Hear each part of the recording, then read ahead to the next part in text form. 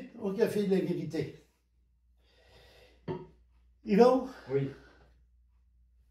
tu sais que pour un père, ou surtout encore plus pour une mère, ce qui est extrêmement important, ce sont les enfants, Oui. le bébé. Et on sait qu'on s'en va dans une année qu'on appelle la semaine de Daniel, ou les 7 ans de tribulation. Oui. Que va-t-il se passer? Ou même, quand ton bébé meurt, qu'est-ce qui se passe? Aujourd'hui, je vais vous dire ce que la parole de Dieu nous dit là-dessus. Une chose, la parole de Dieu ne nous dit pas 5 ans, 6 ans, 7 ans ou 12 ans et moins. OK? Ça, il n'y a pas un endroit qui le précise.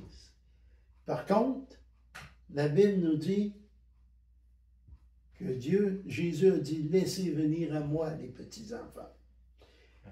Et nous allons regarder pour commencer Matthieu 18, 16 et 17. C'est pas Matthieu, c'est Luc. Luc, excusez. Toi, Yvon, va donc dans Romains 5, 18. OK. Moi, je vais commencer par Luc. Mais Jésus les appela à lui et dit, laissez venir à moi les petits-enfants. Ne les empêchez point, car le royaume de Dieu est à eux. C'est pour ceux qui le ressemblent, je vous dis, en vérité, quiconque ne recevra pas le royaume de Dieu, comme un petit enfant, n'héritera point. Comme un enfant. Un enfant de 2-3 ans, là.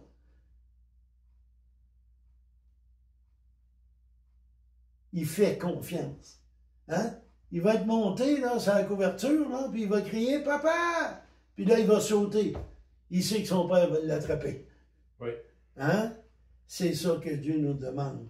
De lui faire confiance. De mettre notre foi en lui. En Romains 5, 18. Ça nous dit, ainsi donc, comme un seul péché a valu la condamnation à tous les hommes, de même, par une seule justice, tous les hommes recevront la justification qui donne la vie. Donc, au même moment, lorsqu'il va y avoir très bientôt. Et je vous dis pas demain matin, puis je vous dis pas dans 6 mois. Mais c'est sûr que c'est pas dans 10 ans. Les prophéties s'accomplissent et nous démontrent que nous approchons De plus en plus de la semaine de Daniel. Mais avant, il va y avoir l'enlèvement. Oui. Et dans l'enlèvement, la maman, il va se promener dehors avec son petit bébé dans le carrosse. Boum! Il n'y a plus de petit bébé. Hein? En un instant. Imaginez-vous, là, l'infirmière qui travaille à la pouponnerie, là. Hein? Il n'y a plus de bébé. Où est-ce qu'ils sont tous partis? Où est-ce qu'ils sont? Ils vont être partis comme tous ceux qui auront fait de Jésus leur Seigneur et leur Sauveur. Mais bien important aussi, leur Seigneur. Qu'est-ce qui va s'être passé? Dieu sait très bien ce qui va arriver durant le temps de la colère. Oui. Dieu aime ses enfants. Oh, que c'est. Et Dieu ne veut pas que ces enfants-là, qui n'ont rien à voir avec le péché, parce qu'un bébé, là, la seule chose qu'il pense, c'est « j'ai faim, change ma couche ». Hein? Donne-moi à manger. Il ne pensera pas d'aller voler le biberon de l'autre, là. Non. Il ne pensera pas à ça. Donc, il n'est point pécheur. Et Dieu ne le laissera pas ici passer les tribulations. Il va les protéger. Comme je vous disais, pour l'âge, 5, 10 ans, peut-être 12, je sais qu'au niveau d'Israël, des Juifs, à 12 ans, il y a quelque chose de spécial qui se passe là. Ils partent de l'enfance pour tomber à une autre étape plus importante. Okay. Est-ce que certains prennent ça et ils disent 12 ans et moins? Moi, je crois plus 5, 6, 7 ans. mais ça se peut que ça aille jusque-là. Un autre groupe qui va être enlevé aussi, c'est ceux qui sont handicapés. Oui. Celui-là qui est handicapé, puis son cerveau, même s'il a 30 ans, son cerveau a 2 ans. Dieu ne les laissera pas ici non plus. Fait qu'eux autres aussi, cherchez-la pas, là, si vous avez manqué l'enlèvement. Ils vont être avec Dieu. C'est-tu dans le sermon sur la montagne que Jésus disait « Bienheureux les simples d'esprit, car le royaume des cieux leur appartient ». Exact. C'est dans les béatitudes. Dans les béatitudes, OK. OK? Donc, Christ a payé pour nous. Christ a payé pour eux aussi. Et Dieu est un Dieu d'amour, mais un Dieu de justice. Par son amour, il va enlever ceux qui ne méritent pas de passer par sa colère. Écoutez, sa colère s'en vient, là. Regardez tout ce qui se passe là, dans le monde, là. Tout ce qui est bien est devenu mal et tout ce qui est mal est devenu bien, là. C'est plus normal de coucher avec un autre homme qu'avec ta femme, là, présentement, là. Ça, c'est pas vrai, là. La parole de Dieu nous dit d'autres choses. Un autre exemple que Dieu ne fera pas ces choses, on a dans Genèse 3:5. Tu l'as-tu, Hugo? Genèse 3:5? Oui. OK. Ses enfants, vas-y. Genèse 3:5. Mais Dieu sait qu'au jour où vous en mangerez, vos yeux s'ouvriront et vous serez comme des dieux avec un petit d, connaissant le bien et le mal. Le mal. Eux n'ont pas l'âge pour connaître le mal. Tu sais, là, oui, dans l'homme, il y a le mal. Puis l'enfant, là, rendu un certain âge, des fois, il va être porté à dire un petit mensonge ou autre. Mais dans sa culture, tout ça, il n'est pas encore assez avancé pour faire la distinction, là. OK? Donc, Dieu va en tenir compte.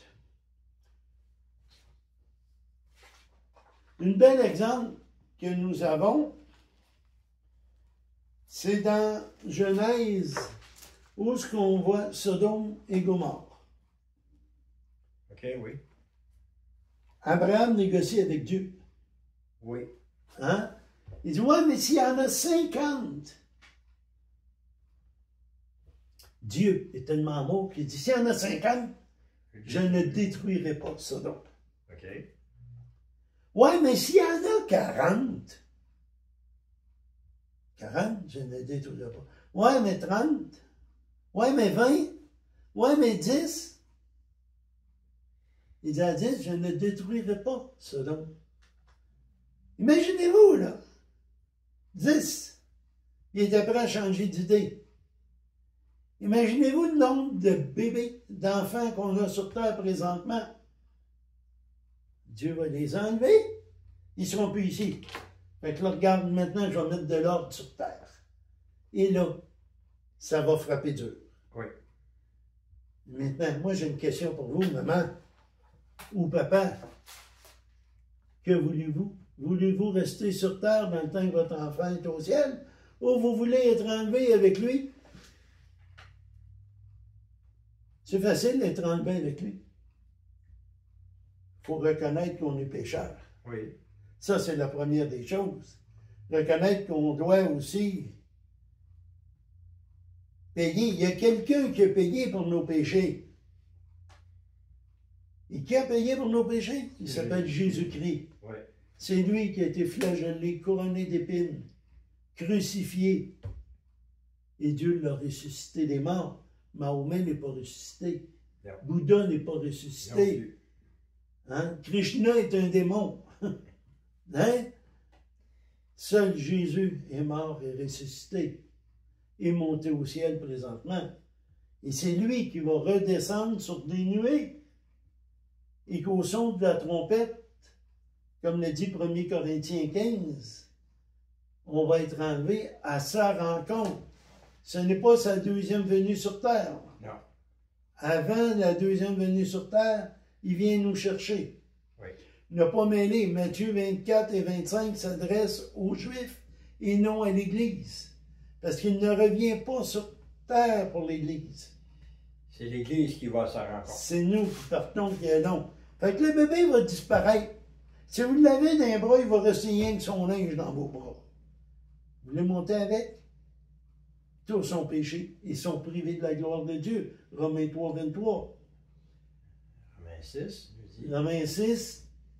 tous sont gratuitement justifiés Par le moyen de la foi en Jésus-Christ. Et voilà. Et Éphésiens 2,8 nous dit c'est un don, c'est un cadeau. Prenez le cadeau. Prenez-le, ce cadeau-là. Là. Dieu vous le donne. Vous avez juste à accepter. Accepter, prier. Faites une prière avec moi, là. Regarde. Oui, Père, je suis pécheur. Oui, Père, je mérite la mort. Mais tu nous as tellement aimés que tu nous as donné ton Fils à la croix. Et lui a tout payé pour moi. J'en fais maintenant mon avocat auprès de toi. Seigneur, merci parce que tu nous as pardonné nos péchés.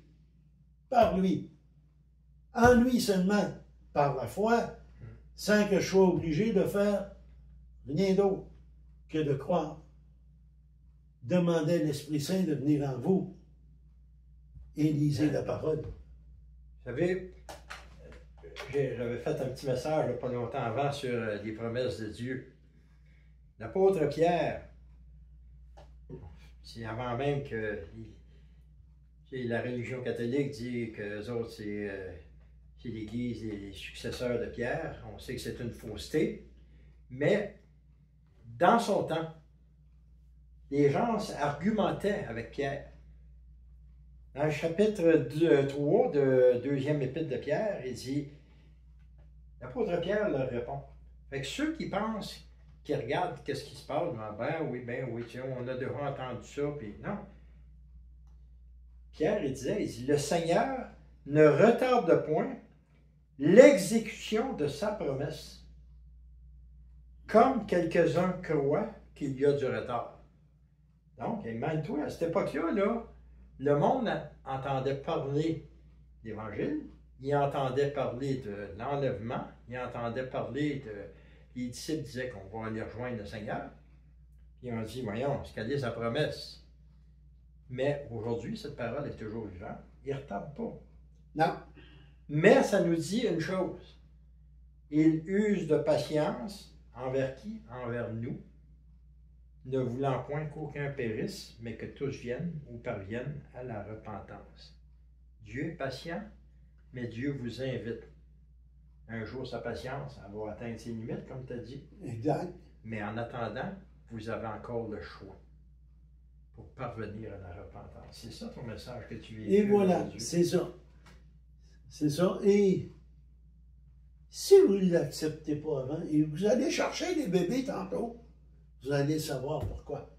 Il ne sera pas trop tard, mais là, vous allez devoir payer de votre vie. Oui, parce que le temps de la grâce va être terminé. Donc, vous avez un choix. Avant, dans le temps que c'est gratuit, ou après, lorsque ça va vous coûter quelque chose.